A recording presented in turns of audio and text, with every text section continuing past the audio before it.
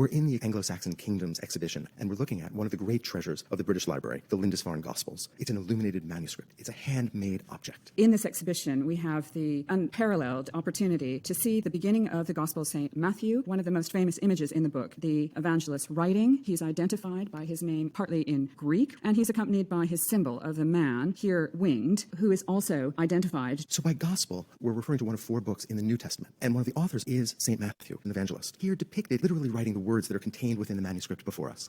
Yes, this is an extraordinary copy of the 4 Gospels. So the accounts of Jesus' life and teaching written by his disciples and followers, Matthew, Mark, Luke, and John. In front of each of these 4 books is an extraordinary page, typically referred to as a carpet page, detailed, entwined decorations with the shape of cross. These beautiful pages may have served as the internal cover to make each Gospel its own separate book. And this particular carpet page is extraordinary for its brilliance in color, its precision in line, its complex, mirrored interlacing. This sort of decoration puts us in mind immediately of the metalwork that has been found in various archaeological finds, most notably Sutton Hoo, the great buckle, which is in the exhibition. So we can see ideas that the artist is using in creating these remarkable images. And this carpet page, which comes just after the image of St. Matthew, is largely abstract with the exception of the cross and certain minute animal and bird heads that are woven into the carpet in a style that we often refer to as Hiberno Saxon. And it's in such contrast to the more classical image that we're seeing here. We have this fusion of cultural ideas, artistic understandings, and that is one of the themes that we're bringing out throughout the exhibition, that people traveled, books traveled, ideas traveled,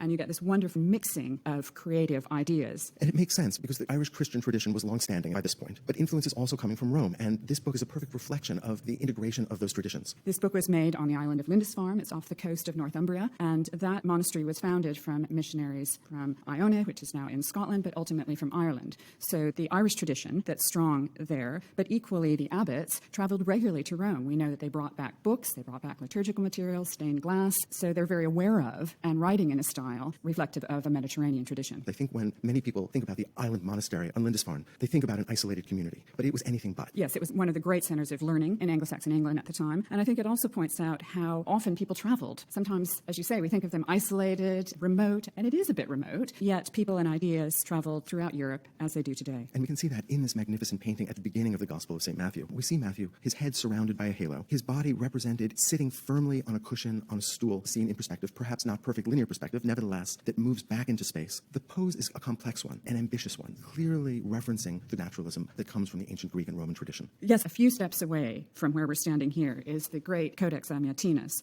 This is a whole Bible, so both the Old Testament and the New Testament. It's huge. It has over 1,000 leaves, about a foot in width, and it weighs over 75 pounds. We have it open to the famous image of Ezra writing. We can compare how very similar these two images are. The colors of the robes, what they're sitting on, the position of the feet, even their sandals, the way they're holding the pen. But in Lindisfarne, it's flatter, it's more linear, it's more stylized. This has been debated, but one can see that as a deliberate artistic choice, reflecting the aesthetic of metalwork pattern and design that's slightly different from this depiction, which was made in Northumbria within a decade, or maybe at the very same time that Lindisfarne was being made. So it's entirely possible that both of these illustrations were drawing on the same source. There's much debate in the literature. Are they both copying the same exemplar? But clearly they're so similar, and they're working at the same time, very closely related geographically. So perhaps they were looking at the same book or same type of book to produce these images. But this is absolutely the classic author portrait, derived from antiquity, adapted for Christian use for the writers of the Gospels.